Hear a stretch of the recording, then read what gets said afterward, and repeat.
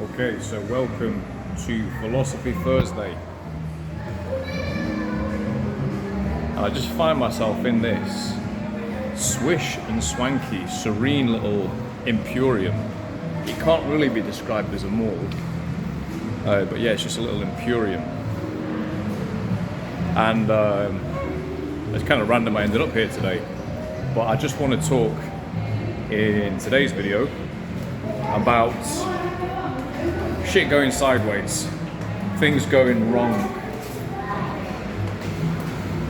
As the great philosopher Michael Tyson once said, everyone has a plan until they get punched in the face and their nose breaks and there's blood splattered across their chest. What do you do then? 3, 2, 1, hot shot, what do you do then? Yeah, I just went for coffee in this place down here. Very, very swank. Very swank. There's places, honestly, in the developing, so-called developing world now. It was the same in Romania, same in Macedonia as well. There's places I will go into, and you feel like a peasant in there. You feel like an absolute peasant. Everyone is so well dressed, so elegant. You know, they look at you in a wife beater. The old bearded, bald white man in a wife beater. Anyway, my dollars are as good as theirs. So, right, here we go. Onto the pavement for some day game. No, not really, but yeah, I just wanted to talk about when shit goes sideways. When shit goes sideways. What's my experience of it? What's my philosophy on it? Because well, there's a few things, one or two things in my life, just not even things going sideways really, just a few work issues, like lost a contract. Some guys in the entourage had similar scenarios where people are talking about contracts that they lost and things like this, and it's just like, you know, they're things that go wrong. They're relatively minor, to be honest, those types of things.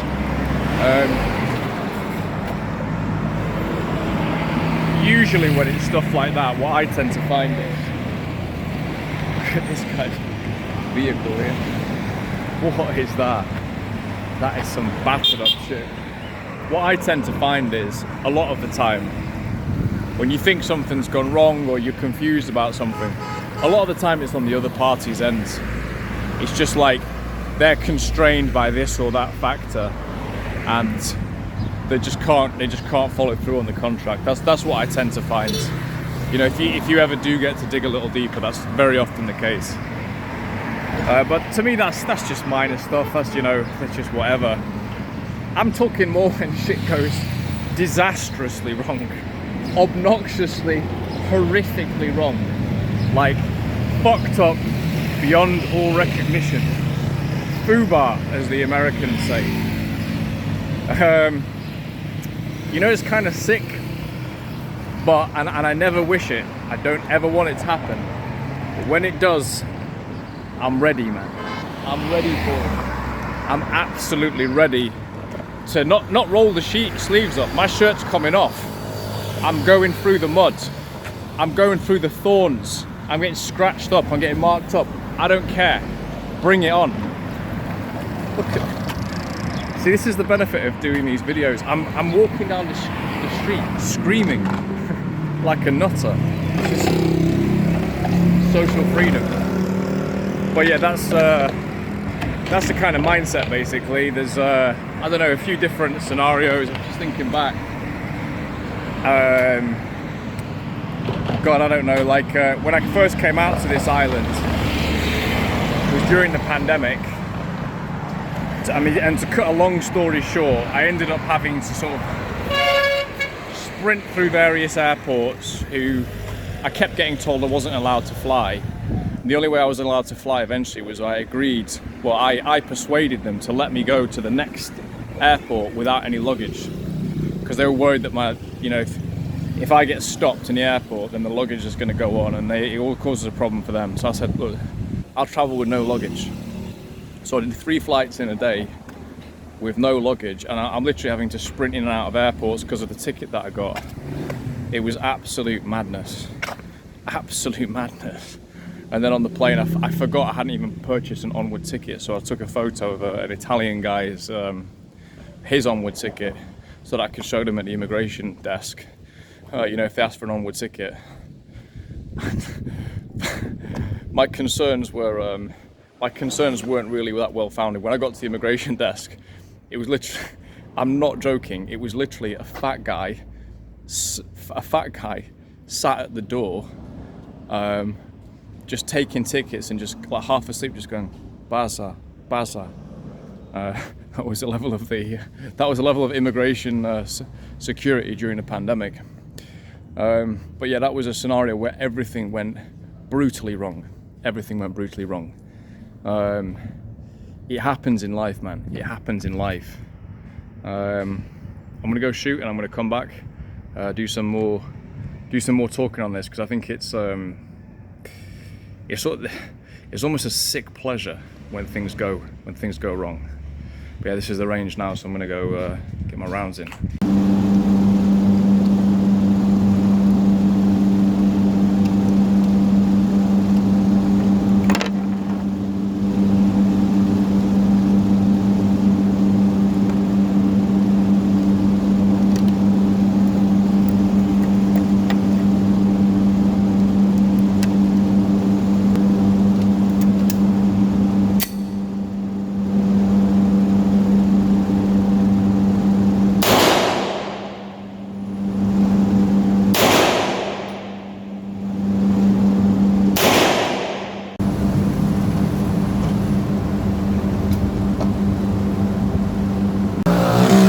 A reasonable outing, quite accurate this afternoon, just shows what some good sleep can do. Had some good sleep last night, and yeah, that was nice today.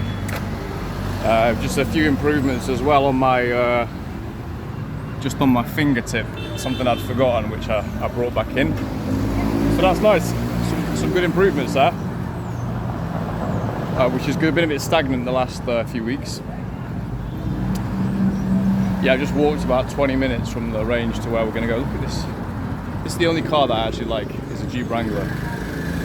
This place is so hostile towards pedestrians. It is actually incredible. It's actually impressive how hostile it is towards pedestrians. So yeah, talking about risk. Are we passing a supermarket again here? I think we are in a second. Just to go back to the topic of risk, I had a conversation with a friend like not that long ago, and I've had several similar conversations where I'll mention something and her first thought is failure. Oh, but that could so easily fail. Well, maybe. In a way, just to use the analogy of shooting, yeah, if you just give someone a gun and just say go shoot, yeah, they'll probably fail to hit the target. But if they're taught, they're taught the grip, they're taught the pattern, they're taught the aim, they're taught, the body position and stuff, actually they're going to hit the target. Most times they're going to hit the target. And I kind of think it's the same with a lot of ventures. A lot of times what people think of as failure is just, there's things that people just don't know. Yeah, they start a venture, they didn't realize this X, Y, or Z factor is actually way bigger than they thought, and that's just information, and you don't know that before you start out. I think now though there's more knowledge about how to start businesses and ventures than there ever has been, but it's not even that, to be honest, that bothers me about the commentary. It's the fact that what people think of as a risk, it's not a fucking risk. It's not a risk. Like, failing at something is not a risk at all. Like, a risk would be, let me give an example of a risk. It would be a good example of a risk. A risk would be joining the Foreign Legion and going to the Ukraine. That would be a risk. A risk would be, doing like the Bald and Bankrupt video where he crossed the crossed over from like the border from Mexico into the US, basically being trafficked by drug mules. That's a risk. That's a genuine risk. His mate got really severely ill afterwards as well, had to have an operation. These are the types of things that are actual risks. Like a risk to your physical safety, basically. You know, and you look back into the past, what people probably on your family lineage had to risk without really even thinking about it. And people in modern society are just like, oh, you know, I might be poor. So fucking what? You still have fucking Wi-Fi. You probably can still scrounge a bed somewhere. You know, that's like the worst case scenario, right? So for me, unless it's a risk to your physical safety, then really what kind of a risk is it? It's not that big, is it? You know, you still wake up the next day, you still got good health and so on if your venture fails. It's just not that much of a risk. So yeah, risk intolerance, pussification, and on a side note, this is why men actually do control the world, is because women just won't take the risks most of the time. And fair enough, like, why should they? They don't have to fucking take the risks. Yeah, and those risks have an outsized reward as well. So yeah, that's a little bit on risk. Let's go and see if we can chat up this cigar store owner as well. She's pretty sexy actually. I'm gonna try and get her on camera. Okay, so I'm in the cigar shop now. Got permission to do a little tour from the manageress. I feel like she's just got like, she claims she's a manager. I feel like basically dudes just come in here for her, essentially. And let's have a look what's on show here. 1,000 pesos. That's actually pretty sweet. That's a solid effort for 1,000. That's like 20 quid. What else have we got here? We've got are these the Cuban lot? No, a lot of Panama, Paraguay, Dominican. Oh, mate. Big Papi. Yes, brother. The Big Papi.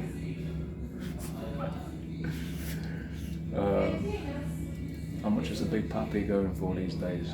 I wanted to get her to show me around, but I think she didn't really get it.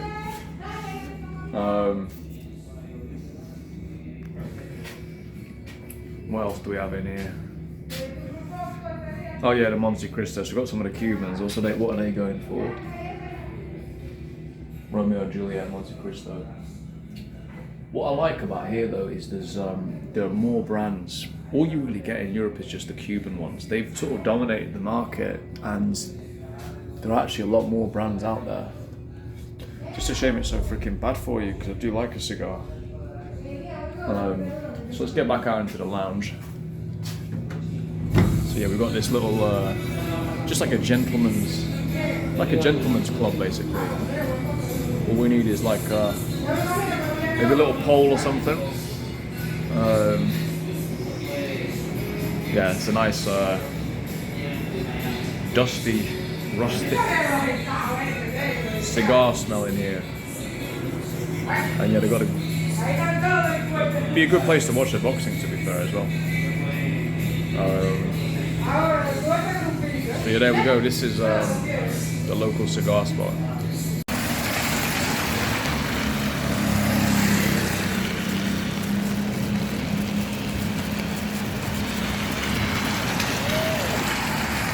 So let's walk and talk in the rain here. Here we go. This is when the English, this is when we seriously distinguish ourselves as men of character. People out here, man, honestly, rain for them is like fucking, I don't know, it's like pouring acid from the skies or something. It is quite heavy, to be fair, but anyway. So yeah, just updating on the evening's progress, really. This is not philosophy anymore. This is just living life. So I went into that little cigar place. as you saw. And the manageress is fucking mint. I'd say she's about, it's hard to say because she's a Pocahontas looking girl. Like I'd say, oh my God. I'd say, if I had to guess, I'd say early 30s. But like, fit as fuck. And basically there's a load of old men in there smoking away. And it was funny because I said, can you give me a tour? I went and did that little video, then she came in afterwards. And you could see the old bastards were like, I was speaking to her, and then after a couple of minutes, they kept starting to cut, they started to almost come in one by one to like get her attention. The guys here are so bait, like it's so obvious what they're doing. Just like, you know, they sort of possessive over this woman basically. It's probably, and then she has to attend to them because they're the clients or whatever. It's quite funny. The whole time she just literally like, she's eyeing me up, just looking at my biceps and stuff. Like it was so fucking obvious. Yeah, Native American looking lady. I'm gonna go in again. I'm gonna irritate her again. I liked her actually. She's good banter. So we will carry on the evening. I'm probably gonna nip down to the other supermarket. Maybe do a supermarket approach because I'm feeling on it now, and then call it a night. Yeah, just get a taco home. Okay, we're in the supermarket. Can he go full goat mode? Get a nice little approach in as well. I've already got myself a free hot chocolate. I weaseled a free hot chocolate because, well, I just ordered it and then the lady said I can only pay in cash, which I didn't have. So she gave it to me for free. Let's see what we've got on here. Okay, so this is definitely a teachable moment. So just got a little bit extra shopping. And I just did an approach there in the supermarket, which went really well. Probably about a 10-minute combo. Got the Instagram and also got the number as well.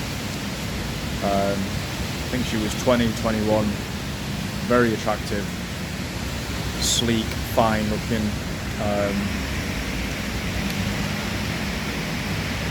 Let me talk you through it because I think this is going to be really useful and interesting. So I was kind of on one when I got into the supermarket, and I saw a few, but she was definitely the standout.